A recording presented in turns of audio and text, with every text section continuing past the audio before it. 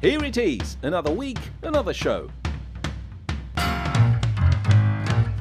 On the Wiggly Mac today, we welcome fashion designer Míriam Ponsa and choreographer Leo Sorribes, with whom we'll talk about beauty. We're going to visit the beautiful Deltebre Dansa, home of the prestigious dance festival Deltebre Dansa. And of course, Marc Broderick is here to show us that there can also be beauty in bizarre minds like his.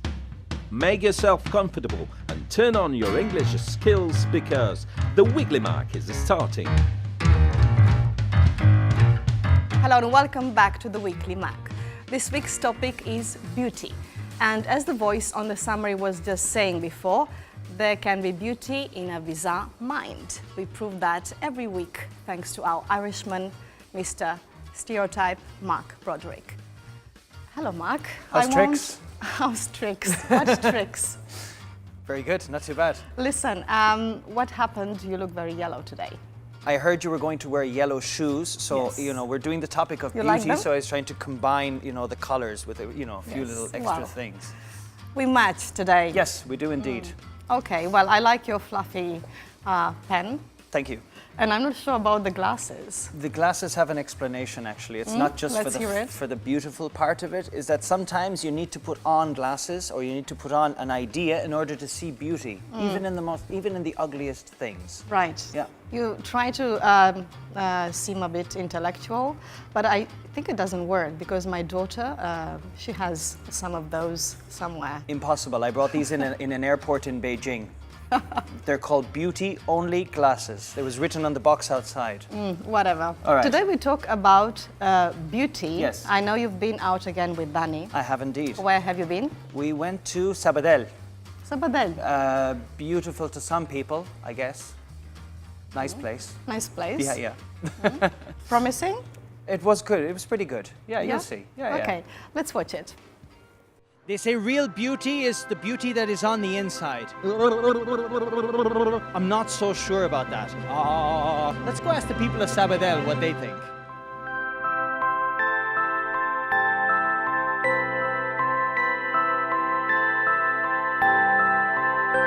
What is your idea of beauty? You see somebody walking down the street, a nice guy, what's the first thing that jumps out at you? Eyes. Maybe the eyes. The eyes. Girls who are different. I mean, who are not like typical. Yeah, on this menu I think that bacon is beautiful. I like it. Bacon is beautiful. Yeah, You find beauty in pigs. sometimes. Women in general. I love women. So they're all beautiful. Yeah, You're married, no? yeah.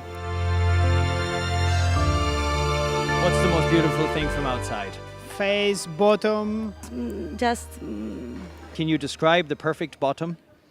No, I love bottoms. Rock the rings, eh? Rock the rings. Well done. Get it off. Get it off. Good. Okay. And your best physical attribute?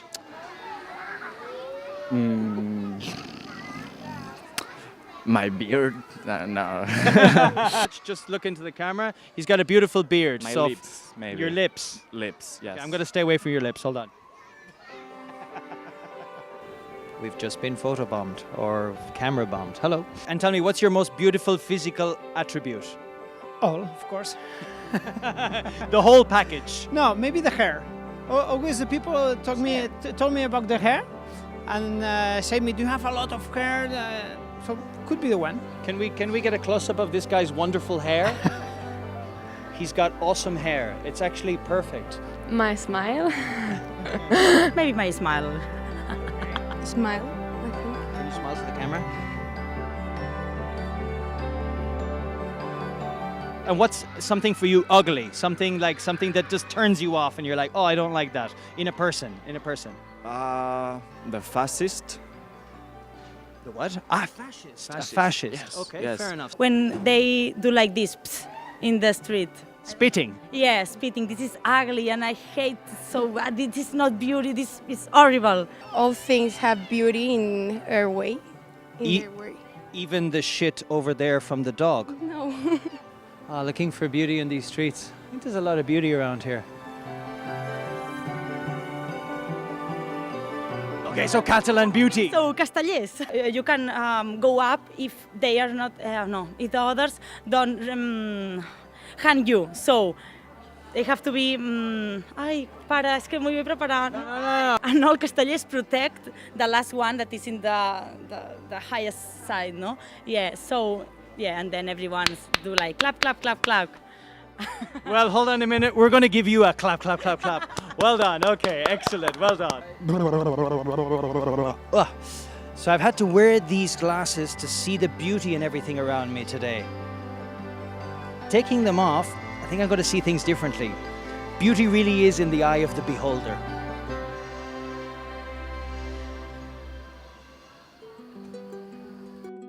I'm impressed, Mark, I must admit. You are impressed? Really? Yes, quite impressed. Now, Finally, I after understand, 9 episodes. I understand what happens with these glasses, the secret Exactly. of everything. Everything looks beautiful through these glasses. Exactly. If I take them off, I'm not so sure. I have 2 questions for you. Yes. What was that charming noise you were doing? This is something I do with my children. Okay, it's a way You of have relaxing. children? No, I don't have children. I work with children. Sorry, I don't have children. It's something that I do to relax their faces before when they get nervous, so that they look, more beautiful. Watch, it's like, and then your face is nice and relaxed, and you can get on Excellent. with the interview. That was charming. And the second question is, Yes. what's your concept of beauty? My concept of beauty. Because you asked these guys in the street Yes. what was their idea of beauty. What's your own? Let's see an Irishman's A big bowl perspective of beauty. fluffy potatoes with butter on it. I was Honestly, there's sure- nothing more I was beautiful sure than that to an You would Irishman. mention food. Yeah, of course. Right? Well, not beer this time. No, not beer, but Okay. a big bowl of fluffy potatoes with butter on them. As a true Irishman. As a true Irishman, why not? Okay. What else did you discover during this interesting video in Sabadell? Everybody is obsessed with their eyes, their smiles, and it was difficult to find the inner beauty that everybody talks about. Yeah, I do think that beauty comes from the inside. Actually, did you know that Dostoevsky once said that beauty will save the world?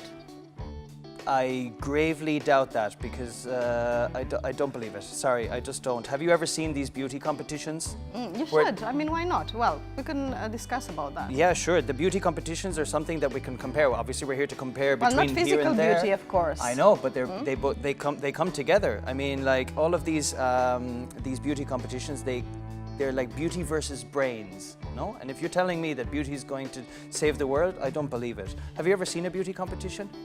Sure. Yes. Do you know that Ireland has one of the oldest beauty competitions in the world?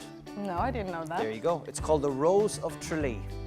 The Rose of Tralee. The Rose of Tralee. Tralee's a small town, and in 1959, 3 guys over a couple of beers decided, let's do something good for the local community and let's get some tourists in. And they came up with this idea of having like a beauty contest. Now I know that It's funny that you mentioned beauty contest when we talk about beauty. I'm more interested in talking about non-physical aspects of beauty. I find it very difficult to do that. Yeah. Simply Coming because from of you, the, I'm not surprised. Of course, because I'm an extremely shallow person. Right. I think everybody knows that by now. Let's move on. Beauty contest, that's something quite obvious. I knew you wanted to start talking about that, but Yes. let's talk about other aspects of beauty. Tattoos? I know you love tattoos. I remember Yes, you that's mentioning it the other day that you're a big that's fan true. of tattoos. Well, I don't have any though. Okay, I was just about to ask. I actually have a tattoo. I know. I do. And I cannot show it, obviously, but it was the most painful procedure of my life. And I don't know how the hell people go through that. And people get the most ridiculous things tattooed onto them. Have you ever seen somebody with a bad tattoo? Yeah, I'm afraid I have. There are What about yours? There are people about my tattoo. I cannot tell you; it's private. There are people who get these Chinese symbols tattooed onto them, and they don't really know what they mean. I know a friend who he thought he was getting like lion, tiger, and bravery. In fact, he got something like rice, potato, and beer, or something tattooed onto him. So you have to be careful with things like this. Yes, And of course. What about Ireland? The concept of beauty in Ireland, have you found it is different from the concept of beauty here in Catalonia? Absolutely. Is there anything here that surprised you when you When I came arrived? Yes. Here, I guess they're more in the. Let's talk about the physical attributes again, because you know I am a shallow person, as you've said. I'm joking. No, it's true. The women here don't wear a lot of makeup. They're very natural, and I guess that's because they have the sun. They have the nice, you know, beautiful. They head out on the beach and stuff like that. In Ireland, they cake it on. It's like they have a trowel and they have, you know, cement, and they just cake it on their faces. And the big difference, I guess, here is the concept of like how much makeup you can put on your face in Ireland, and here how little they put on. I would have to make that comparison. That's for sure. And the men, do you see any difference between the men here and the men in Ireland? You can take me as an example. Well, I haven't met too many Irishmen to get to a conclusion. Well, I will have to tell you later, maybe. We're known as. We are known as some of the most handsome men in the world come from Ireland. Michael Fassbender, come on, these guys are handsome people. Okay, we have to say that we're more handsome than the Spanish and the Catalans. That I'm absolutely sure of. Well, I'm not sure about that, Mark. Well, listen. Anyway, we've been delighted to have you here today, and we loved your conclusions about beauty. We loved your glasses and your fluffy pen or whatever that is. Thank you, Mark. I would like to say one last thing, that beauty please. generally is relative, and it is indeed, you know, there for people to interpret themselves, you know, especially me, I guess. You know, I interpret beauty very different to other people, so I'm sorry if I've offended you. That sounded like a very deep reflection. I was Mark. trying, but it didn't work. It was great Didn't work at all. to conclude this section. Thank you again, Mark. I'll see you next week. See you next week. And let's go on with our friends from International House Barcelona. Today, Tim Guinea teaches us vocabulary related to beauty treatments. Take note.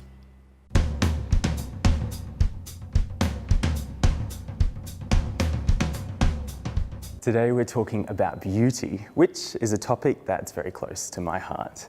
So beauty is all about being and feeling good looking, and that's talking about your appearance. So there's a few things you can do to make sure that you're good looking. One of them is a facial peel. Now, that's a process where they scrub your face and they help create a better skin texture and get rid of these tiny lines here, which are called fine lines. Now, we also have wrinkles on our face. They're probably a bit deeper than fine lines, and they're the ones that we get with age. Now, some people think wrinkles are sexy and good looking, others don't. But it doesn't matter if you like wrinkles or not. A very important thing to do for your skin is to use a moisturizer. Of course, this is a hydration cream that helps your skin feel hydrated. Another thing that we can do with beauty is waxing to get our hair removed. So it's not the nicest procedure. You get hot wax and you rip it off to remove the hairs. Now, whether or not you like waxing, one thing that everybody cares about are your clothing or your apparel. It's very important to have a freshly ironed shirt or a great fitting pair of jeans. And if you have those things, well, maybe you'll start to consider yourself as a trendy person. A trendy person is someone who's concerned with fashion and looking fashionable and having their own sense of style. So now that you know all these words, I'm sure you're right on your way to walking down the street and feeling as good looking as possible. I'll see you.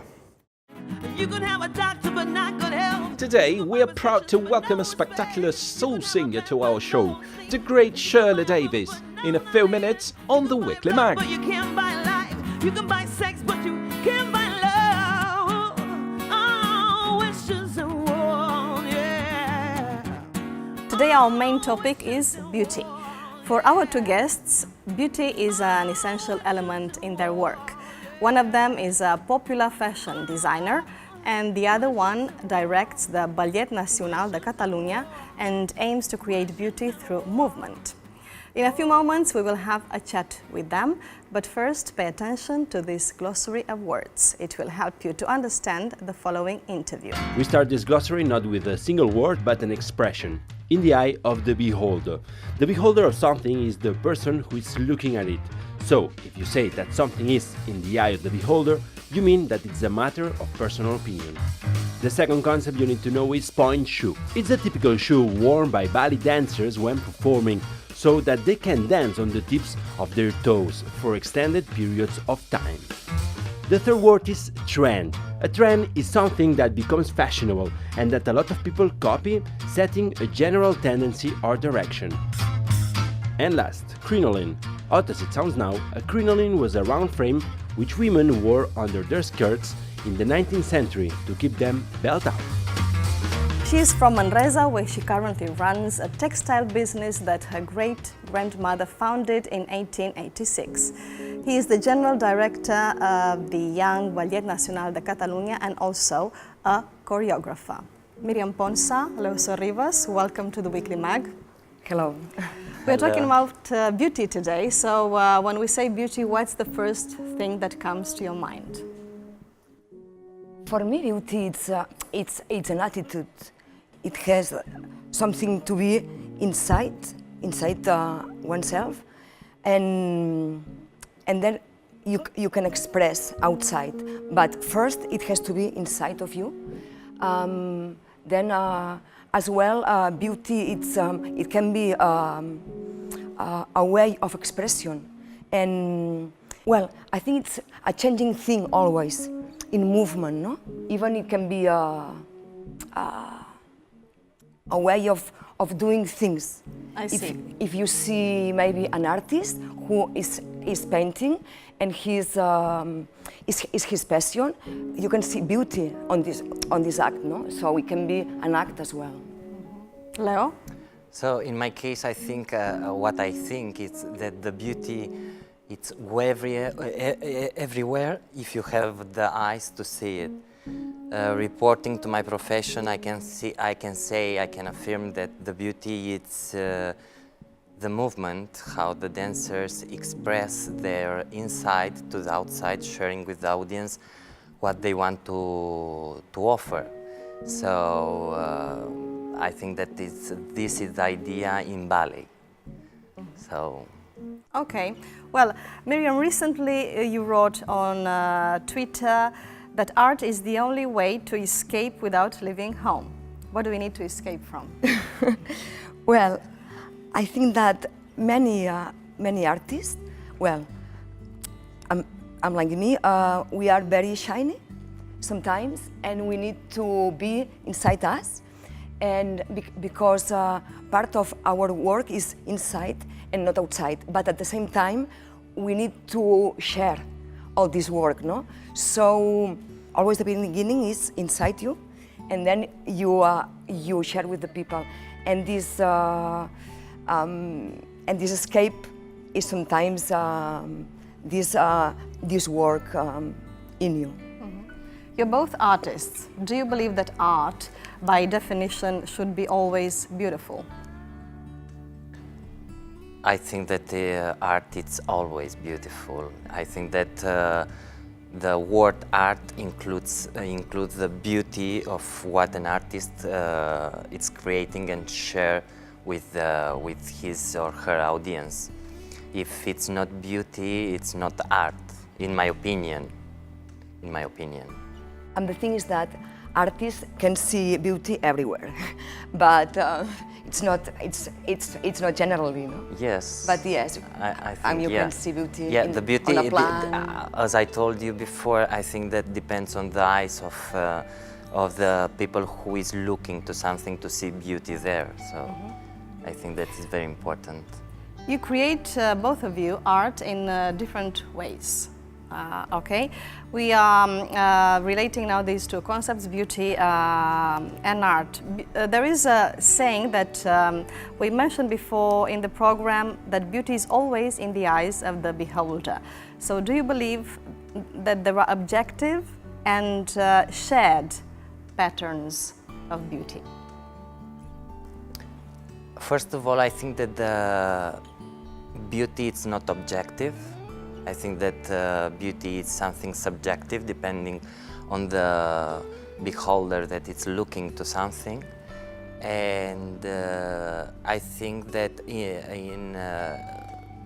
For example, in nature, you can find patterns of beauty if you look concretely to something, but also When you say nature? in the nature, for example, if you look to the plants and if you look with care and carefully, you'll see that the leaves, they have the same pattern, for example, and create something that it's beautiful geometrically.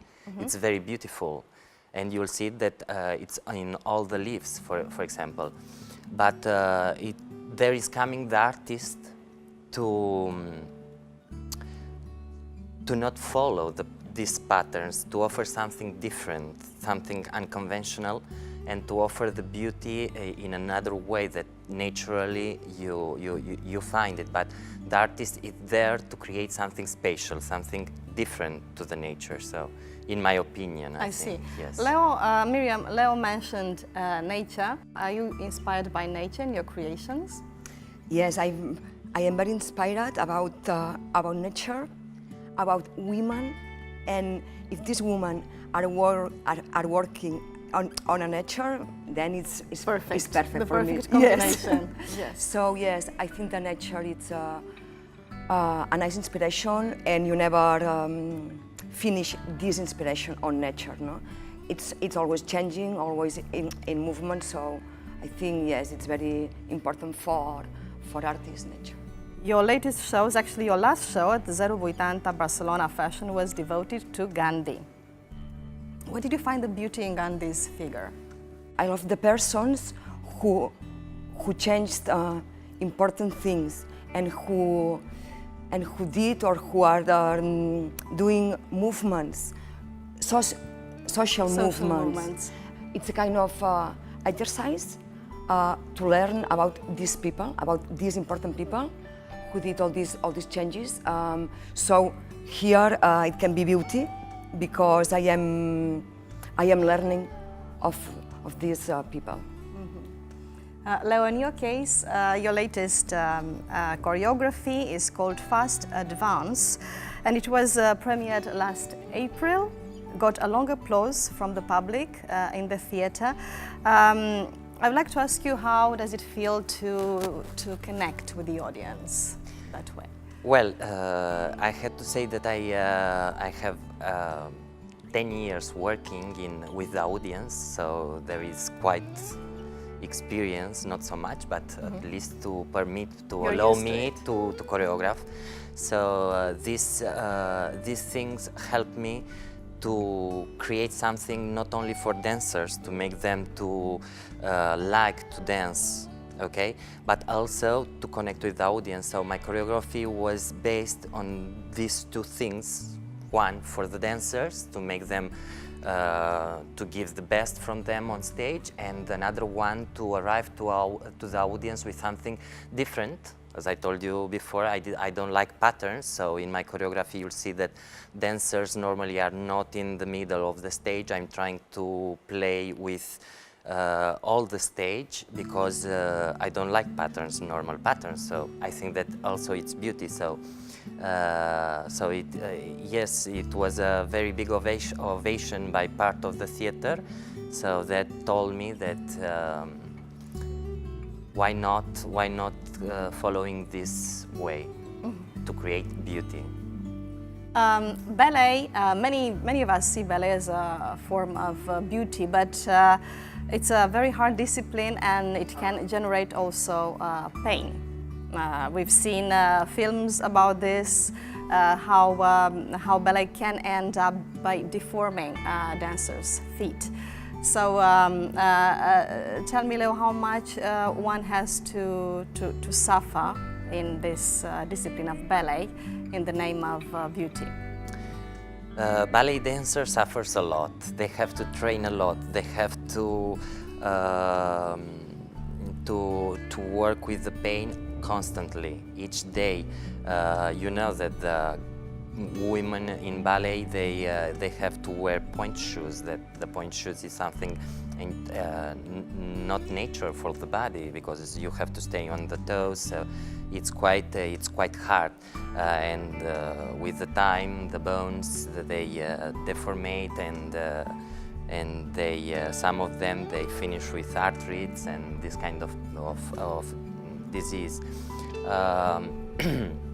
When you see a dancer on stage, you'll see all the time the beauty. You don't see the suffer, the hard work that they put in that to make possible this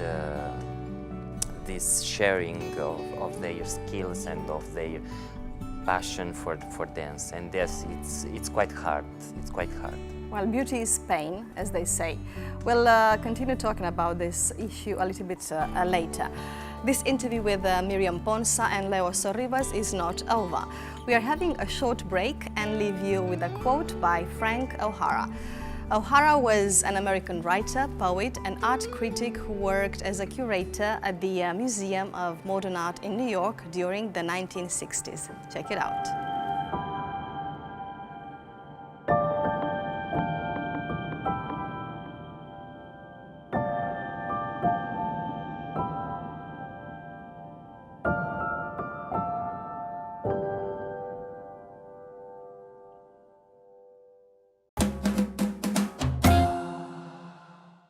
And we continue our show about beauty with designer Míriam Ponsa and Leo Sorribes, director of the Ballet Nacional de Catalunya. And we also count with the help of our collaborator Marta Salicru. Hello, Marta. Hello, Marcella. You look great today. Thank you. Great and very comfortable because I don't think that, I'm sure Míriam would talk about it later, but fashion and beauty is not always, it not has to be uncomfortable. But I was listening to you before that you were talking about how beauty could be pain, and it reminded me this saying that we also have in Catalan, that per presumir s'ha de patir. Yeah, it's the same. The same, beauty is pain. Indeed. And then thinking about that, I wanted to talk in the next few minutes and how different practices that as human beings throughout history we have inflicted a lot of suffering, a lot of pain just in sake of beauty. Exactly. So, very interesting topic, don't you think? Yeah. Let's hear Marta. So I was looking at your shoes. I don't know if anybody can see those beautiful yellow shoes. Yes, I'm very proud of them. I don't know if you're comfortable with them, but I'm sure that you would not be that comfortable if they were way too smaller. No, they're actually my size, these ones, and I'm quite used to wearing high heels, so I'm good. Yeah, thank you, Marta. I think that the size it's key, and I wanted to talk about this Chinese tradition that Chinese women had to suffer for 8 centuries, which it's quite a long time, 8 centuries, and it's foot binding. Foot binding was this practice of binding young women's feet when they were still growing, and it was to make them be able to wear shoes that were really, really small, and that was uncomfortable as well. It ended up in deformities, as we were saying. It was called lotus feet, the end result. And well, it was finished about the 20th century. But in fact, I think that there still are some women, very old Chinese women, we still do that? Yeah, no, they do not do that, or maybe they do, but there's still women alive with these deformities caused by this tradition of feet binding. That's quite terrible. Yes, I read about that. I saw also a documentary about what you just mentioned, that the men were finding the beauty in this kind of strange food, and even they were breaking the bones to the little girls to make it more thinner and more not be a normal That's food. Terrible, no? Yeah, it's in my opinion nowadays I think that it's terrible, but I think that in those times was something very normal, because here you see how the beauty was shown in that time. Yeah. I think that you see how the beauty As it has evolves yeah, in things that our you were- times. Yeah, and You were mentioning before how beauty is not always the same, how it changes, and you were mentioning it also how the beauty it's so subjective. So we find it awful, horrid, and well, this men found it beauty, this deformity. I think that the beauty also, in this case that you are mentioning, it's different from one culture to other one. Because in our culture, I don't think that we'll find beauty in those type of feet. So, but Of for the course. Chinese people, it was something very nice. So. Okay, Marta, I know you have more anecdotes like that for us. Yes, I keep on looking at you, and I don't think that. What have you seen? No, I mean my sofa is quite big, but yours, I'm not sure that that you could sit on that if you were wearing a crinoline. Yes, indeed, the crinolines, Yeah. another thing. Yeah. How So- much women had to suffer those days. For instance, to start with, the crinoline was so big, was this cage-like structure to make the skirt look bigger, especially on the sides and on the back, and it was difficult to do such things as entering a door because, of course, the skirt was way too bigger to enter a door. Of course, also the crinoline was worn with a corset, which was this structure as well, which was made to make the waist look narrow and with a big contrast with the skirt, the crinoline. And what effects had the corset on health? Well, Not very good ones, Not I very good suppose. ones. Indigestion, constipation, everything very glamorous, and also permanent deformities as well in the waist after years and years of wearing, and of course breathe was difficult as well, breathing. Yeah, difficult times for women those days. Yeah, I have more though. Do you want to let's talk talk about hair, maybe? Hair, yes, perfect. We have to thank Marie Antoinette, the French queen. Maybe the more ridiculous hairstyle in history. It was the poof. And The poof. The poof, you know, like maybe in our times we can think of Marge Simpson, like this very big hair. But if we go to the Rococo era, we can think of Marie Antoinette, and it was this hairstyle that was the bigger and the taller, the better, and it was very difficult to make. You cannot do it on your own. You cannot. You of course have to Of do. course, you needed a hairdresser, specialized to person. dedicate a lot of time to do it to you, a lot of money, of course, and you made it like put on a metal structure first on your head, then you cover it with hair, your hair, also fake hair, and how do you cover it? With pomade. With pomade. Yes. Yuck.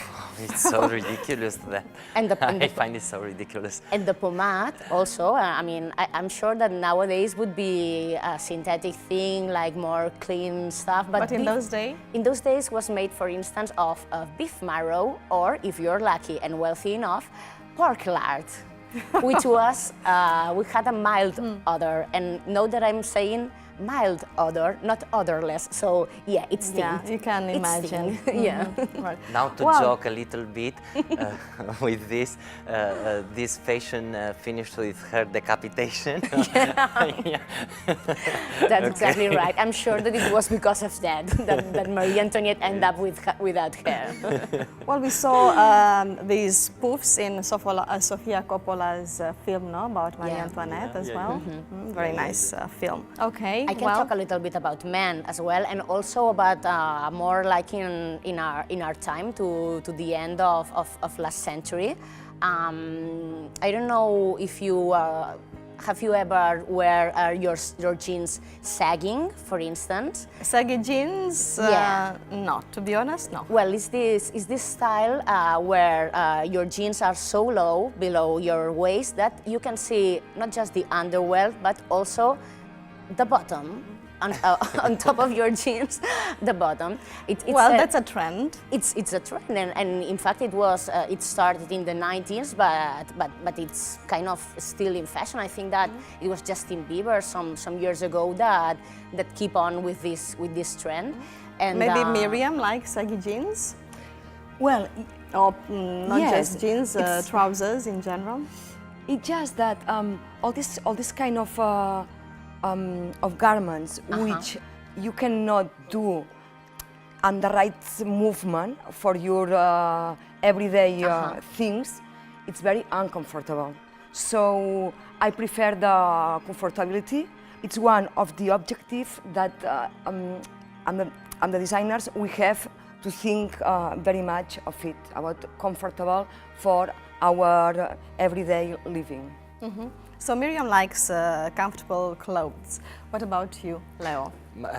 For me, this kind of fashion, I don't agree with this because With saggy trousers. The trousers, yes, because I'm coming from the ballet world, so for me it's nice to see the shape of the body and to see the lines and everything. So I will never wear the jeans like this. I don't think that What's shows. the silliest trend, Leo, that you have ever followed, if you have? of Maybe course? when you were it counts when you were teenagers. We all do silly things when we are teenagers. I was kind of normal one, so I never followed this kind of fashions. And I'm telling you, I like to see the lines of the body and to see how a body moves because attracts me. It's my thing. So no, I never wear something And you, Míriam? strange.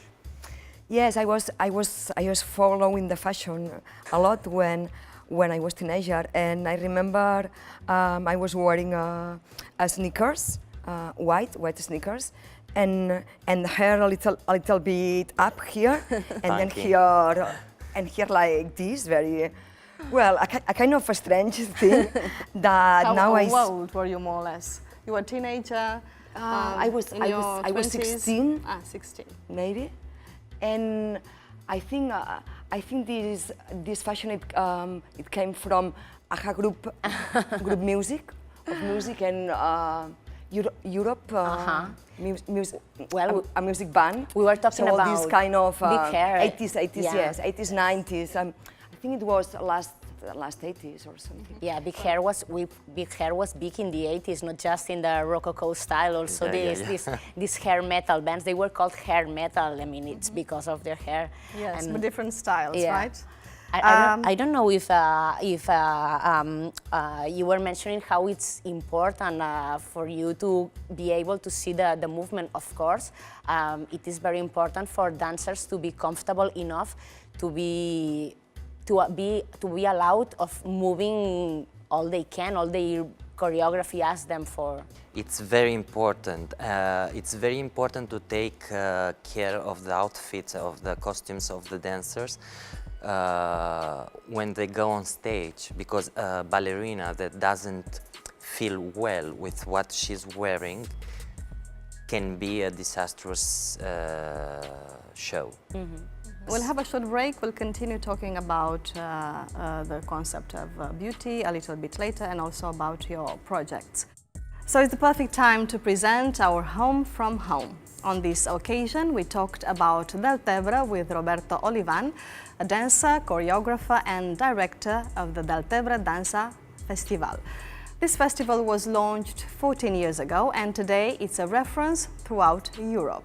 With all of you, Roberto Olivan and Deltebre Dansa.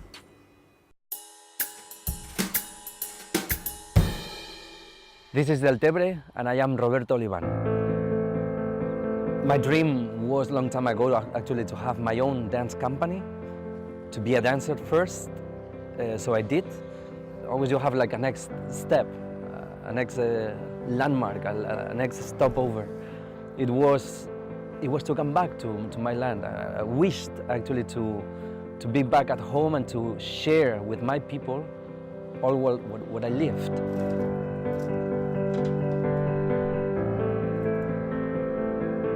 Deltebre is nowhere's land.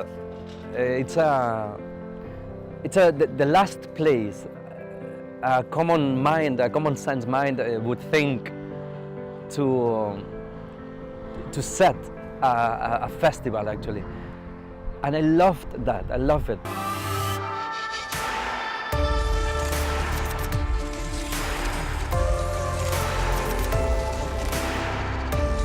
to grow from the place where we are now. Instead of being based on a big city like it would be Brussels or Barcelona, why not to be based in here, in Deltebre, in the land of the water and the rice fields.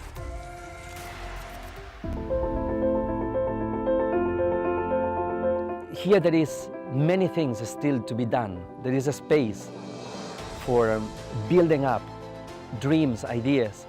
Everybody has great ideas, everybody has desires.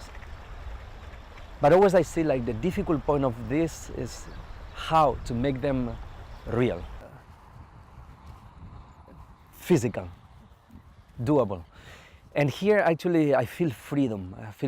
And I see like actually people from Deltebre back in history, they had difficulties actually to survive. That was a land of rice fields. Even prisoners were sent here to work on the because now it's dry, but before actually when the rice is growing, actually this is mud. So you have to put your feet inside and you can get really sickness, and it's not cool to be all day long bent working on the rice. People here had to work a lot to survive, and I think this stays in the essence of Deltebre. And this is what gives me power, actually. This is beauty for me. History, past, story of people, testaments, something like people left behind. Well, Roberto Olivan mentioned the epic character of the people from Deltebre. Leon, Míriam, what do you think about the fact that attitude and beauty are linked somehow? How important is attitude in beauty? Well, I think that you can create something beautiful, but if you don't have the right attitude to present it, cannot be so beautiful. So it depends very much on how you present it. So I think that attitude is part of showing the beauty, for me, in my opinion. Attitude, it's very linked with the soul. So a beauty attitude, it has to be that it's true, it's your true. Well, and we are in the home stretch of this interview. I would like to ask Leo Sorribes about his upcoming project at the Ballet Nacional de Catalunya. You know that we are quite young as a company. Our company was created in October. We made some productions. We made the Nutcracker, we made Divertissement Gala, and also we premiered the Triple Bill, that is a ballet in 3 acts with international choreographers, Remy Wermeyer, principal and resident choreographer of Head National Ballet from Amsterdam. Great names. Yeah, great names, very big names. Katarzyna Kozielska, also a demi-soloist and resident choreographer with Stuttgart Ballet. And our next productions will be the entire ballet of Don Quixote, restaged by Larisa Leshnina, that was a principal dancer with Mariinsky Ballet and with Head National Ballet. Let's say that it's one of the best Sleeping Beauty worldwide. And with Elias Garcia, our artistic director. And the next year we are thinking in putting an entire ballet, a 1-act ballet, based on the life of Dali, Gaudí, Miró, and Picasso. Also with the participation of these choreographers from Head National Ballet of Amsterdam. Well, sounds very promising, no? Yes, we are trying to, as I told you, this is not an outdoor company. We want choreographers to come here to create and to show the best. That here in Catalonia also we have the power and this base to create dance for Catalans, and we want to identify this company with the Catalan culture. And I think that the government have to see that they have this big opportunity to have to together with us this national company, and like this we can say that Catalans also have a national company of ballet. That I think that it's very important to nurture through the culture, not only through other things. The culture, it's the bread of a country. So, Leo, when and where can we see the next shows of the Ballet Nacional de Catalunya? the next show, Don Quixote, will be premiered on November in the Centre Cultural of Terrassa, and I'm inviting the people to see our work, that it's hard, as you told. Going on point shoes, it's beauty, but also it's very, very hard work. So, what about you, Míriam? Now I am working on the next summer collection, and actually I am very concerned about what is happening in our country, in Catalonia. So in this next show, in this next collection, I've been inspired about Martin Luther King. So I will talk about human rights. And this collection, it will be dark, it will be black. I am working in a metal pieces introduced in artisanal work. Then this show it will be in the end of the June at the 080s Barcelona Fashion at Hospital of Sant Pau in Barcelona. Excellent. So you were inspired by Gandhi on your last collection, and now you're inspired by Martin Luther King, another non-violent leader. Yes, I think these persons are examples for us, and then I need to follow them, and I need to express and to share this message. Well, we all know that Míriam's work has always been socially committed. She has always spoken up, and I think that's a really good thing, but we want to get to know their work and tastes a little bit better, Marta. So what do you think if we ask them just a few questions? Go ahead. Yeah? When you think of beauty, Leo and Míriam, what is the part of the body that you first pay attention to? Outside the body? Well, the part of the body. Okay. So we talked a lot about inner beauty, right? But now we talk about, the human body. I will give her some time and I will answer you. The first part, for me, I find beautiful the arch of the leg, because I'm coming from the ballet world, and also the calf of the leg. So. That's unusual. Of course, it's what we say, like professional deformation. I don't know if there's this expression. Exactly. Exactly. Yeah. Míriam?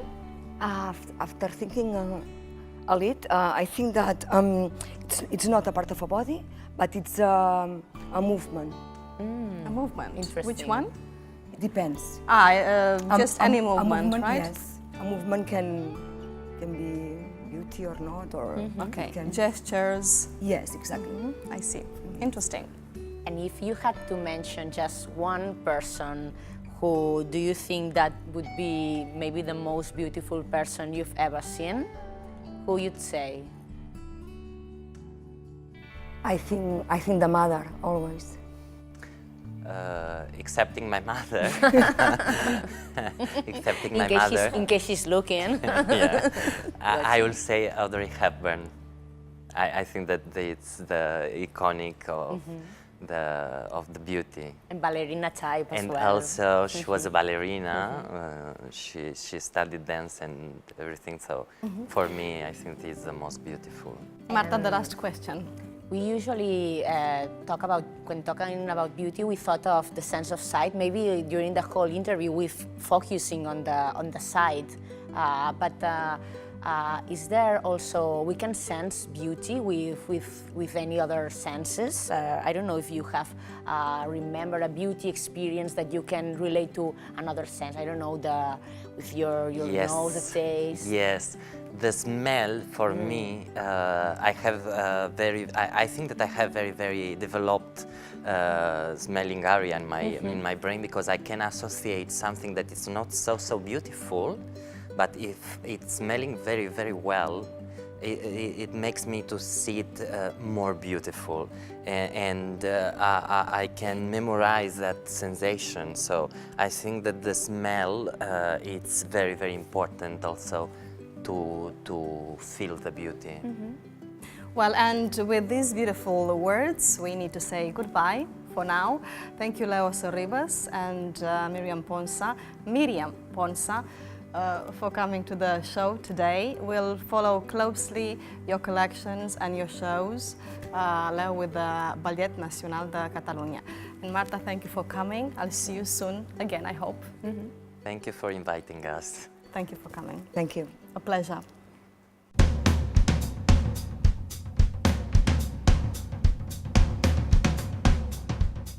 Today we're talking about sayings to do with fashion and beauty. So let's start with the positives. If somebody is dressed to impress, they've chosen their clothes to make a certain impression. But let's take that a little bit further. What if someone is dressed to kill? Often someone, especially a woman, who's wearing very fashionable and glamorous clothing, and they've chosen that to make a certain impression. So you're dressed to impress and you're looking good. Now you're ready to strike a pose, a posture you've chosen to look good. And you can practice this in the mirror. But on the other hand, what about the negatives? What if somebody looks a sight? This means that their appearance is awful and maybe a little bit untidy.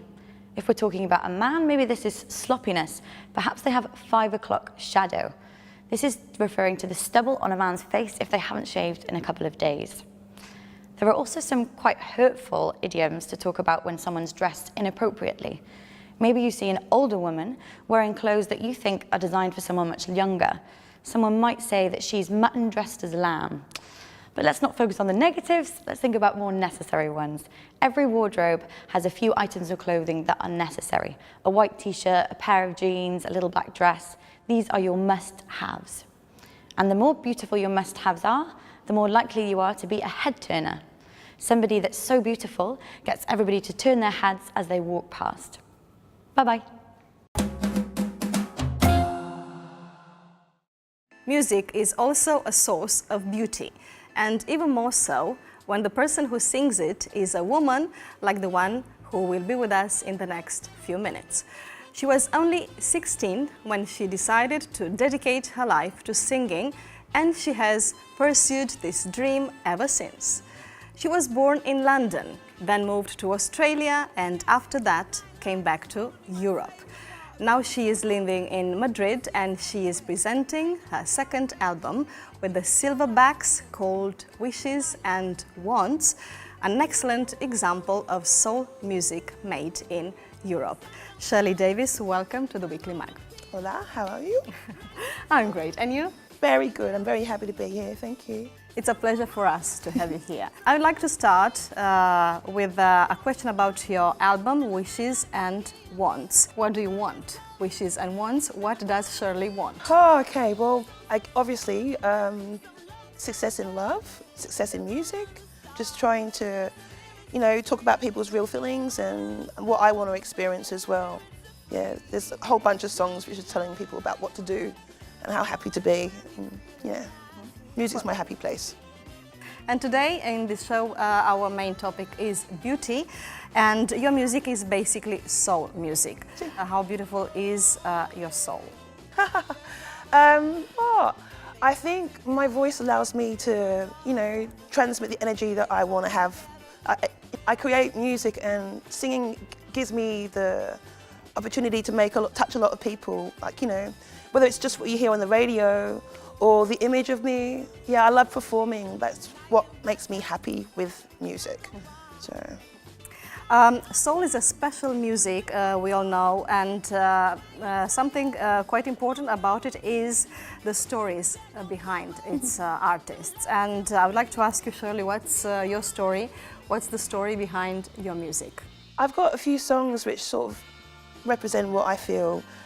Troubles and Trials, it's one of the opening tracks, pretty much describes all the pain that you could actually feel at a point in time, and you know, the loss that you could feel. And I don't know, there are songs like Smile, which, you know, it's like, you know, I sing that song to the audience with the intention of them all smiling back at me and actually sharing that with other people.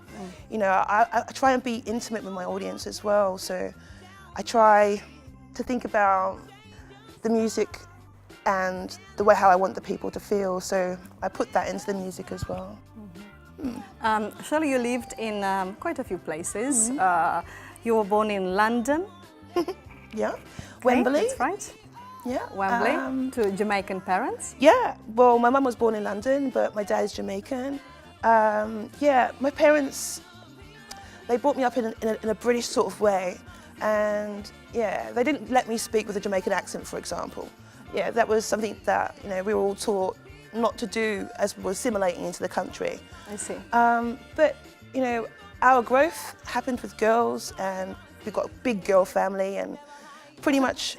you mentioned Jamaican accent. What does it sound like? I can't do it, really, not really well, but Well, it's what happened? Like that means what's happening, how are you? Like, you know, what happened? You just squash everything together. I see, I Yeah, see. it's a broken English. Then you moved to Australia. Yeah, You lived there I was for quite a long 16 when I time. left London and migrated with my husband. You were 16? Yeah, when I got married. After that, we quickly moved to Australia, so I lived there for 24 years, Melbourne being my base, my home. I started my first band when I got there. I was probably about 22, 23 when I decided that I wanted to sing. I know you have a daughter. Yeah. Who is 23 at the moment. Yeah. Which means you had her very young 20. as well. It was great. A young mother. I was a great mother. I still am. I can see that. Well, actually, our main topic today is beauty, and I was going to ask you your age before. Then I found out that you are, we can say that, 40, 44. 44, and I thought you were in your 20s. That's very generous of you. Like, No, I appreciate it's that. true. And then you have a daughter who is 23. That's quite amazing. How do you do that? I think music kept me young. Just doing my passion, like living my passion, trying to, I don't know, live right, like be good, be honest, be caring, you know, resolve issues with people that you have, trying to have less problems in your life. It just makes you not worry so much, and you know, I have got good people around me, and I work Sounds like that. a good plan. Yeah, it keeps me safe. Yeah. Let's go back to when you decided to dedicate your life to music and to sing professionally. That was back in Australia. Yeah, well, that began with a big band. My first big band was Grand Wazoo. So I had a conversation with my friend, and I had this baby on my knee, and so she's like, what are you going to do with your life? And, you know, I was really thinking about myself, you know, 23 years old, what am I going to do? Like, my life is, you know, should be just beginning. So spoke to my friend and, yeah, got the best advice, like, do what you want. And she told me to, you know, to try out for this band. She just made a few phone calls, and I was literally on TV 2 weeks later. I'm just curious, before singing professionally, before becoming a professional singer, you had sung before? No, well, I literally sang in my bedroom because I was a teenager when I left. In the shower, of course. Yeah, I did that stuff. But when I sang to my friend that day, like she said, well, can you sing? Like, because I said, that's what I want to do. I want to sing. That's my dream, you know. That's what I want to do with my life. And she said, well, sing me something. And she literally just, you know, rang up her friends and got me singing. Then you decided to move to Europe, which is where you live at the moment, in Madrid. Why did you move to Europe? Well, I was following my favourite artist, so she had a couple of stops in Barcelona and Madrid, and so we hooked up in Sydney. And I said I was coming around to Europe. She said, come along. And yeah, Sharon Jones pretty much helped me find my band, for example. Like, if I didn't follow her to Madrid, I would have not met my bands, the Silverbacks. So it was just a good opportunity to express myself in Europe. That's why I chose Spain, Madrid. Well, I know you're here today with your guitarist. Yeah. And I know that you're going to play a song. We're actually going to play the title track, which is Wishes and Wants. And Edu is the writer of this music, so I'm really proud of him. Okay. Yeah. So we'll listen to Wishes and Wants with Shirley Davis and Eduardo Martinez. Shirley, thank you so much for coming to the Weekly Mag. Thank you for having us. Thank you. And as Shirley gets ready for her performance, let's meet someone very special. She's a Swedish furniture designer living in Barcelona. In 2011, she opened her business in Alborn. Basically, she imports used designer furniture from the Nordic countries. She arranges it and sells it here. Her name is Sofia Gidlof, and this is her portrait.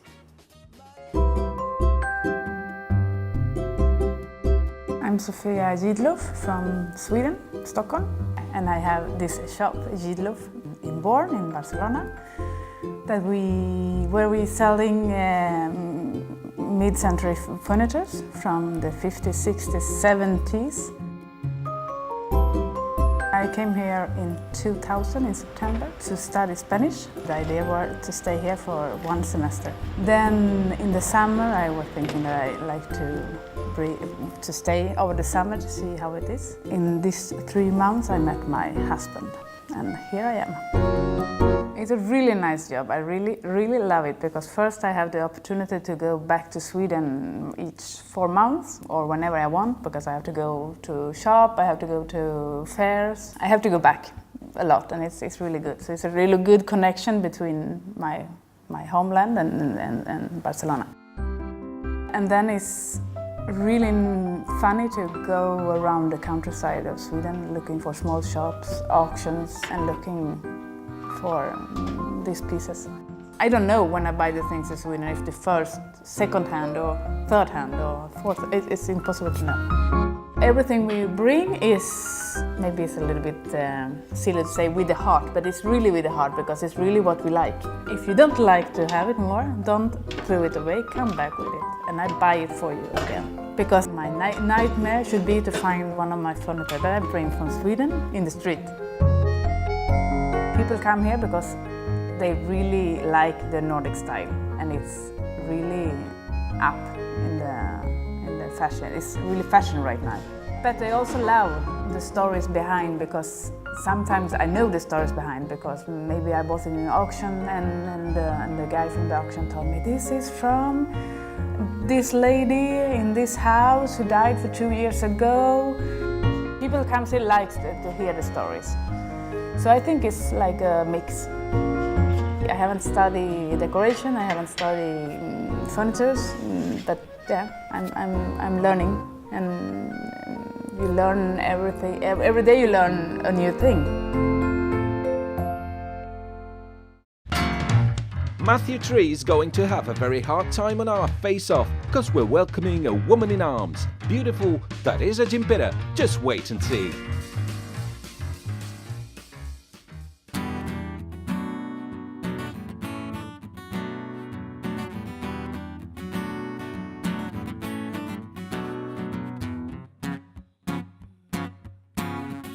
A want is a hole that you never got. A want is a something that you like to have. A need is a basic we can live without. And a will is a wish you can trust and try on. The most we are living and the most we know. How it's hard, how it works.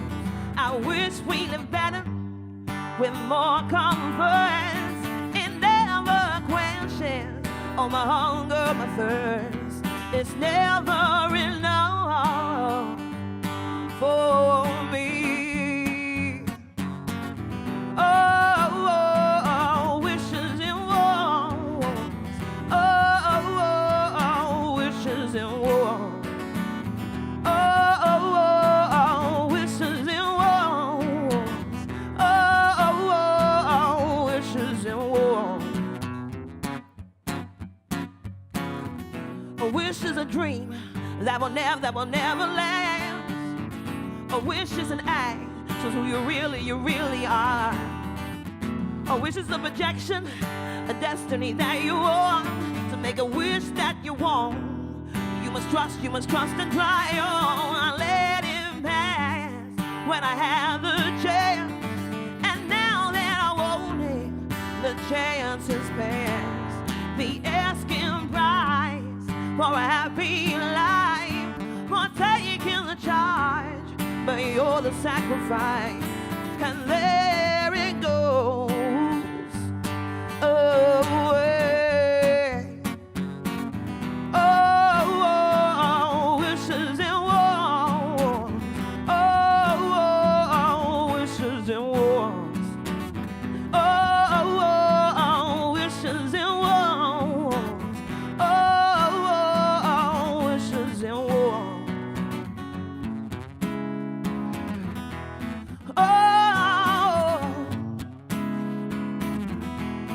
Oh, there are some things that you just can't buy.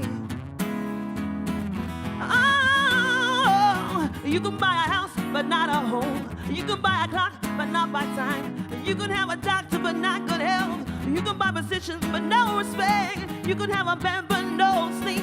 You can buy a book, but no knowledge. You can buy blood, but you can't buy life. You can buy sex, but you can't buy love. Oh, wishes and wants, yeah. Oh, wishes and wants, yeah. Oh, wishes and wants, yeah.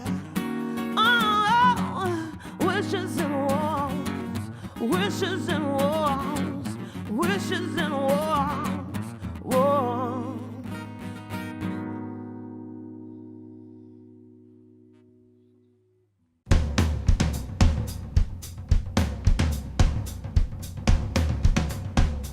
Hi, did you think there would be no phrasal verbs about beauty today? Well, think again. Here are a few. To make up means to apply certain beauty products on your skin, like powders, colors, or lipstick, to make you look better, or to help you look your best. Somebody might have suggested that you try some on, and you have a party coming up that you're very excited for. The idea is very appealing to you, so you decide to act on your image. You're ready now to put on some makeup. You're looking really good and you're banking on everybody at the party to look at you. In other words, you're counting on turning all the heads your way. You've also gone shopping and you've bought some new clothes that make you feel really confident and ready to have fun. You're decked out, or as I would say, you're looking like $1,000,000. But what happens? You leave your house and a car runs over a puddle, splashing you from top to bottom. Oh, you freak out, you panic. You've spent so many hours trying to bring about this incredible look in you, and look at you now. What a mess. The only advice I can give you at this point is to look ahead and forget about it. There will be much better things to come in the future. Just remember, you're always beautiful no matter what. Stay dry and goodbye.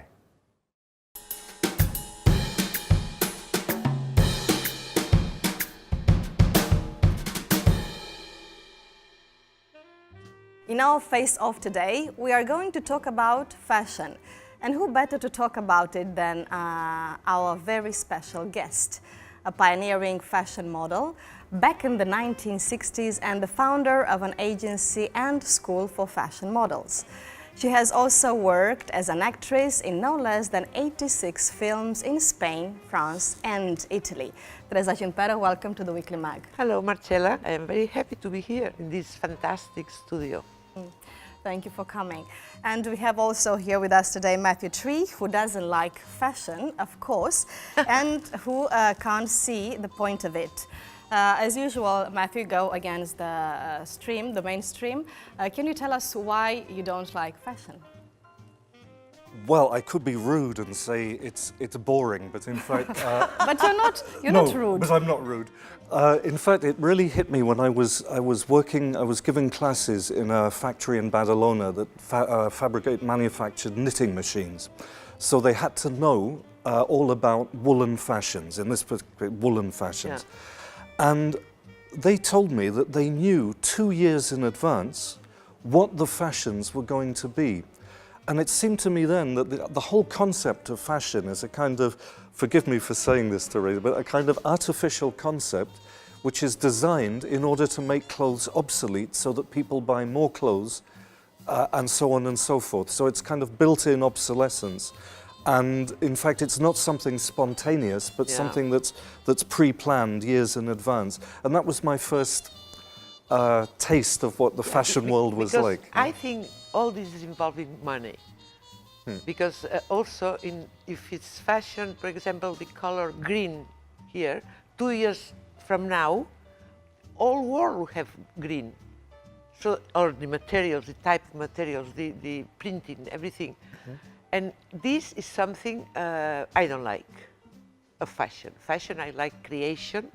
I have been, when I was modeling, I worked with Pertegaz, who's really an architect and an artisan of the costumes, everything.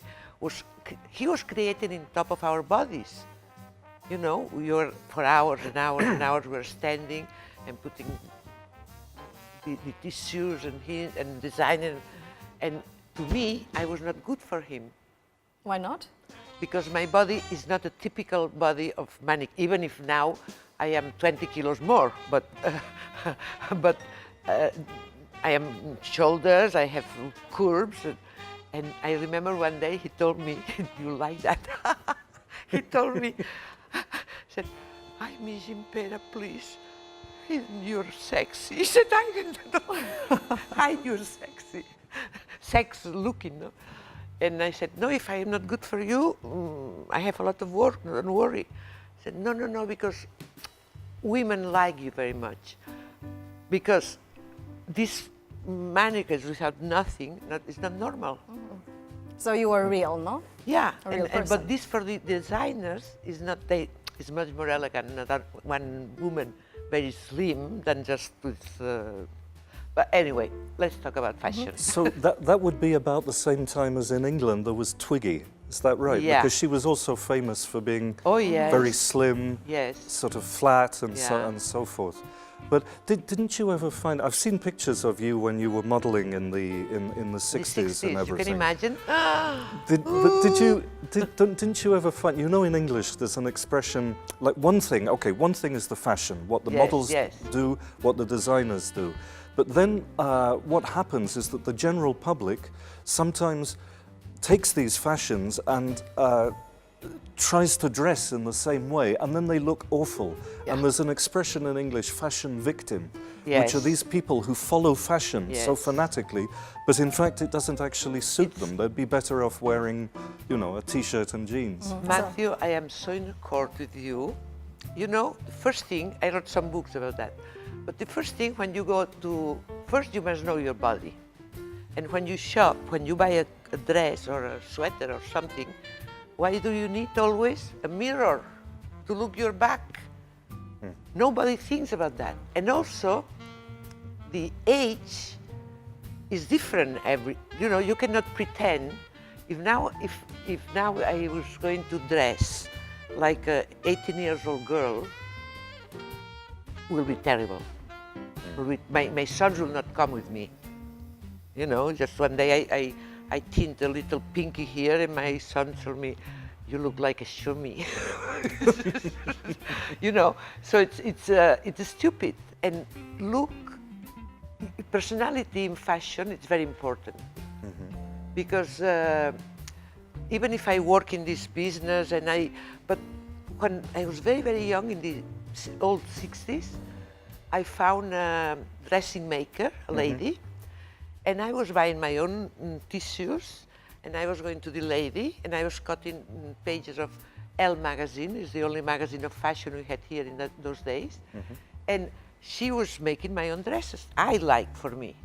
And I remember when I went to New York in the World's Fair to fashion for Spanish fashion, ladies there, when the fashion was not that universal, it was very different in America than here, than England, everything was different. And I remember ladies want to buy my own clothes because they were different, you know. So excellent. I have this idea of fashion, very well, for a legend like yourself, no, for someone who has worked a lot in the fashion world, your idea of fashion is quite uncommon. But I want to ask Matthew if he thinks that appearance talks about people. What do you think? No, not really. In fact, it's an interesting thing. All the people I know who are writers, for example, have with one or two exceptions, have no interest at all in the clothes they wear or in fashion or in what they're wearing, because it's something that doesn't even occur to them. And it's the same thing. I have the same thing. I don't. My partner, for example, really enjoys watching sort of fashion shows and stuff when they're on the TV. And I look at these things and I think, what is the point? What is the point of that? There's an American writer, one of my favorite writers, William Burroughs, and in one of his books he does a kind of attack on fashion, where he imagines that fashions are changing so quickly that people are taking their clothes off in the middle of the street and putting on the latest fashion. And that seems to me like a kind of logical end to fashion. I hope I'm not being rude. I feel terrible saying this to you precisely. I understand very well. You know, never again I see dressing closets in every house so much full of clothes that I never saw before. Before we had a normal politic of daily clothes and holiday clothes. When I was little, and clothes for the weekend. Yeah, no? But now I see all, because the prices are going so down, and the more important thing for me is one day I went to a jury of a discotheque, the afternoon discotheque for children of 14, 16, teenagers, 17. yeah. And it was so complicated for me to judge because they all look like all the same. They're all the same t-shirt, the same hair, the same... But do you think that fashion is a way to make difference in class and status? In what? In class. Social class. Social class, social status. If you go to Madrid, it's absolutely different than Catalonia. In what way? Barcelona, let's say, Barcelona, Madrid. In what way? In here, people are more modest. They're not informal. Yeah, casual. They're casual. Casual, that's the word. They're not a lot of jewels, and if you go to Madrid, suddenly it's like, ooh, ladies are, and what you were saying before, fashion is very good an 18-year-old girl, but not a 45-year-old woman, and they are still that, and you know. No, excuse me for this. I have been rude now, but they have this sense of different. It's a different sense of beauty, no? In your case, Teresa, tell us, are you your own stylist? I still doing my own dresses. Not all, but I love to go to buy materials and to. I remember I bought in California a kimono, a Japanese. It's very nice, and I made to this lady made me 4 different prints. And I like that, you know, and they put the things at your size, and because fashion now it's going to what size you have. But that needs time, needs a lot of things.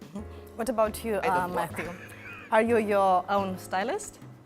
You have a stylist? Don't make me laugh, please, Marcella. I mean, well, you know, I asked Teresa the same question. I think it's just fair to ask you as well, no? Okay, well, to give you an idea, I own 1 tie and 1 shirt, and they're for funerals. That's it. I don't go to weddings, or I try to avoid weddings. Why not? Because well, the last time I went to a wedding, I just went in an anorak and a t-shirt, and of course everybody else was dressed up like a dog's dinner. Like a dog's dinner, that's a good one. Wow. Yes, yes, it's one of that was coming from my memory though of English. But no, I wear t-shirts and jeans all the time, all year round. So that's your uniform. No, those are the clothes I feel comfortable in, Marcella. It could be like a statement, no? Well, a little bit. All the t-shirts come from the same supplier, and they're all covers of books. Because I like the designs. This one is Cat on a Hot Tin Roof, and it's by a German graphic designer in the 1950s. These t-shirts are actually very nice, very interesting. But no, all this was making me think of when I was a teenager in the 1970s, and also when I was in my early 20s, it was the only time that I saw a real anti-fashion movement, which was the punk movement. because what they did was Johnny Rotten of the Sex Pistols in 1977 already, he would go to a shop where they sold fashionable clothes. He would take a razor, he would rip up the suit and put it together again with safety pins. And it was like a way of saying, you know, we don't care anymore.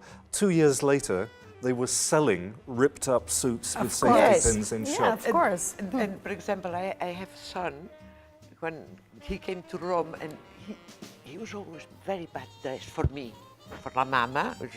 He was bad dressed. What was he wearing? Because he was always buying old used clothes. Second-hand clothes. And I remember with my husband in Rome, you know, we're a little guilty to go to a restaurant with this boy and the girlfriend. They're all looking like terrible. He going, Job, do you like a pair of shoes? No. And just looking for older clothes and terrible clothes. But sometimes this what you're saying, the informal dressing sometimes is more studied than formal dressing. Don't forget this idea, because they are young people now, but the shirts like that, but you can see a little already makeup. That was a good one, an interesting reflection. Teresa, thank you so much for coming today. It's been very interesting, very short, I know, but you can come back another day. And we can have a longer conversation. And if how you to agree. teach mannequin, because that is a problem. Okay, we can talk about that. Why not? Thank you Thank again, you, Marcela. Teresa. And Thank Matthew, you, thank you. Well, we should be grateful that you accepted to wear a shirt today for the show, because I know you would only wear the That's because they T-shirt. give them to me at the program. I know, but you accepted to wear them, which is good. No, it's true. So thank you. It's very hard today to say who I agree with. I think with both. Anyway, maybe we can go deeper into this conversation another time. It's time to say goodbye. Remember that this show is also on the social networks. You can find us at @TheWeeklyMagTV. And today our final quote is by Ralph Waldo Emerson, an American essayist and philosopher who was considered as a champion of individualism. We'll meet again next week, and don't forget to keep your English up and running.